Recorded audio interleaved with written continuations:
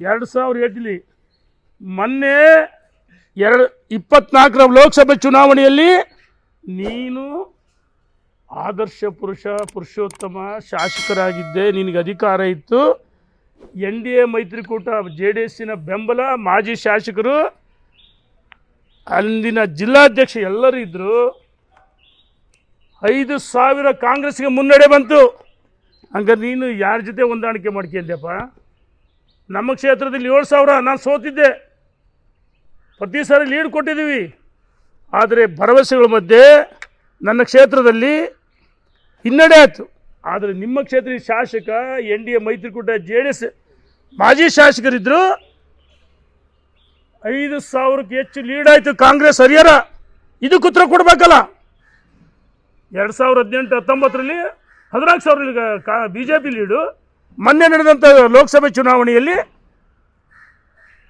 5,000 lead. ನಾವು ಹೇಳ್ತಾಯಿದ್ದೀವಿ, ನಾವು ವರಿಷ್ಠರಿಗೆಲ್ಲ ಏನು ಹೇಳಬೇಕು ರೈಟಿನೇ ಕೊಟ್ಟಿದ್ದೀವಿ.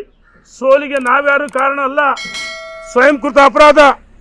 ನಾವುಗಳು ಯಾರೂ ಅಲ್ಲ, ರವೀಂದ್ರನಾಥ್ ಅಲ್ಲ, ನಾನು ಅಲ್ಲ, ರಾಮಣ್ಣ ಅಲ್ಲ, ಮಾಡಲ್ ಇರ್ಪಾಣ ಕಾರಣ ಅಲ್ಲ, ಕಾರ್ಯಕರ್ತರು ಮುಖಂಡರ ಕಾರಣ ಅಲ್ಲ.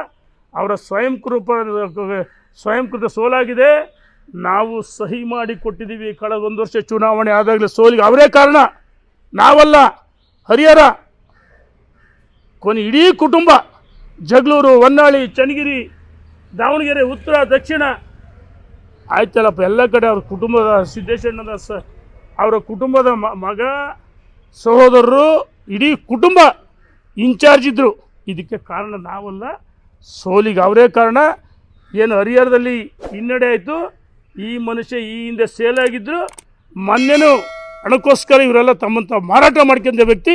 ನನ್ನ ಬಗ್ಗೆ ಆಗಿರುವ ಮಾತಾಡೋಕ್ಕೆ ಸಹಿಸಲ್ಲ. ನಾವು ಮಾಜಿ ಶಾಸಕರು ಸಭೆ ಸೇರಿದ್ವಿ. ಆದರೆ ಇದು ನನ್ನ ವೈಯಕ್ತಿಕ ವಿಚಾರ ಅಂತ ನಾನೊಬ್ಬನೇ ಬಂದು ಪ್ರೆಸ್ ಮೀಟ್ ಮಾಡ್ತಾ ಇದ್ದೀನಿ. ನನ್ನ ಬಗ್ಗೆ ಆಗಿರುವ ಟೀಕೆ ಮಾಡಿದಕ್ಕೆ ಸಭೆ ನಡೆದಾಗ ನಮ್ಮ ಟೀಮ್ಗೂ ಲೇಟೆಸ್ಟ್ ಹಾಗೂ ಇಂಟ್ರೆಸ್ಟಿಂಗ್ ಸುದ್ದಿಗಳಿಗಾಗಿ ಬಾಸ್ ಟಿವಿ ಕನ್ನಡ ಚಾನೆಲ್ನ ಸಬ್ಸ್ಕ್ರೈಬ್ ಮಾಡಿ. ಹಾಗೆಯೇ ಬೆಲ್ ಐಕಾನ್ ಪ್ರೆಸ್ ಮಾಡಿ. ಇದರ ಜೊತೆಗೆ ಫೇಸ್ಬುಕ್, ಇನ್ಸ್ಟಾಗ್ರಾಮ್, ಎಕ್ಸ್ನಲ್ಲೂ ಮಿಸ್ ಮಾಡದೆ ಫಾಲೋ ಮಾಡಿ.